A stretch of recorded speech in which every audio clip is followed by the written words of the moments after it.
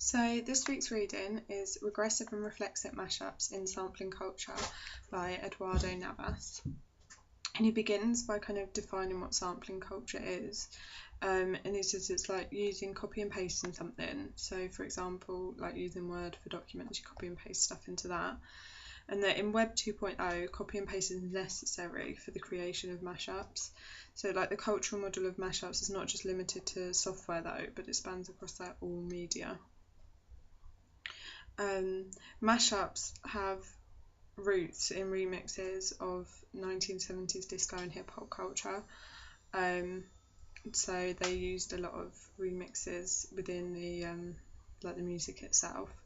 But it's not really the same though, because a remix is just kind of a repetition of content and form. So Navas says that when mashups move beyond basic remix principles, a constructive rupture develops that shows possibilities for new forms of cultural production that question standard commercial practice. And he goes on to describe how there are two types of mashups.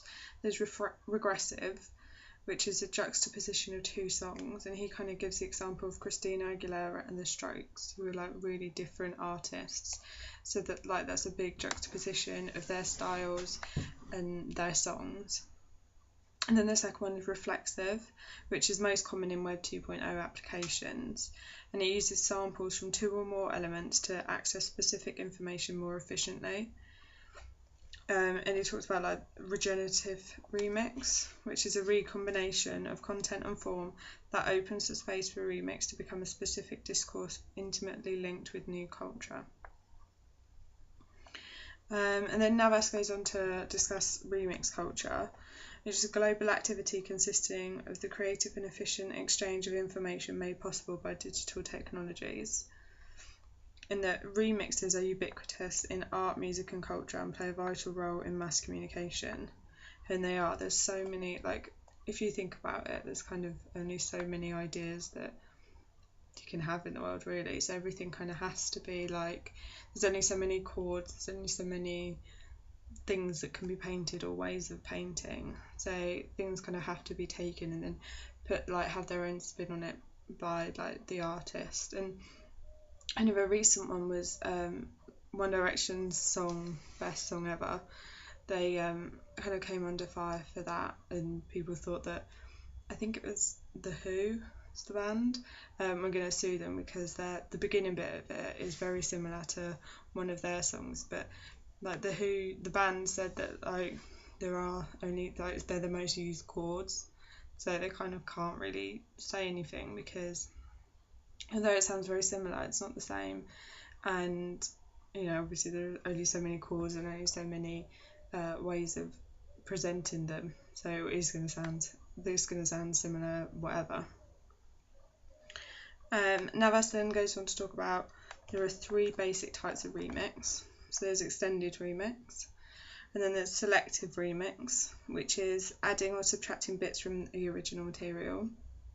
And then finally there's reflexive, which extends the aesthetic of sampling, challenging the spectacular aura of the original and claiming autonomy even when it has the same name as the original. So an example there is Professor Green's song Just Be Good to Green. It samples Just Be Good to Me by the SOS Band.